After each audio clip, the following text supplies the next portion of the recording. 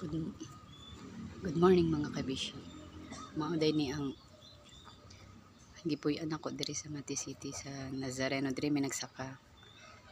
Balay ni sa Mansilingan kani lubi ni diri nga ni Torokra pero nakadalaw na mi ani guys. Lami ni siya nga butong. Nya kana diha dapita. Wana dala na pagawas highway nya diri pod daycare center.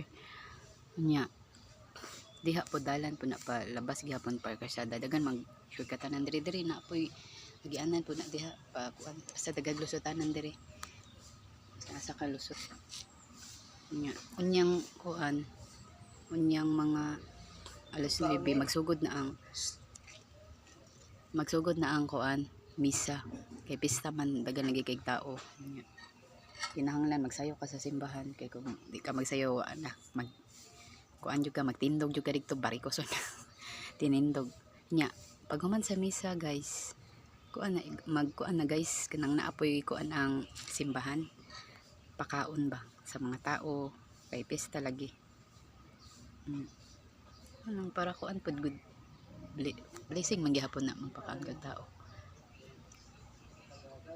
no musimba gyud importante no kay pesta man karon diri para kaluyan ta ni Lord more blessings dagan pang blessings o magpasalamat pa ta sa mga kuan grasya nga gihatod niya sa tuwa nya kuan pod tagaan ta nyag mahal yung lawas sa kanunay nga protektahan niya atong mga pamilya sa kakulian ug ipalayo sa mga kuan disgrasya proteksyon na niya permi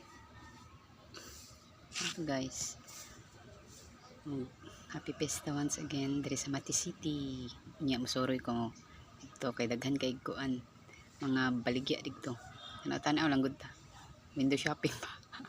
Yung untay kwarta na bisan natay kwarta di man pwede magtakal at gasto no kay nanabi tay pamilya no. Nya kinahanglan pud ta magtipid kay importante man ang kaon. Kay kung di ta mo kaon na kasi ma-brother ta face kay brother lisod oy kung mabuang ang tao malang to mga kabishi amping mo sa kanunay happy blessed Tuesday day karon Wednesday sorry happy blessed Wednesday and happy fiesta to all Matinians.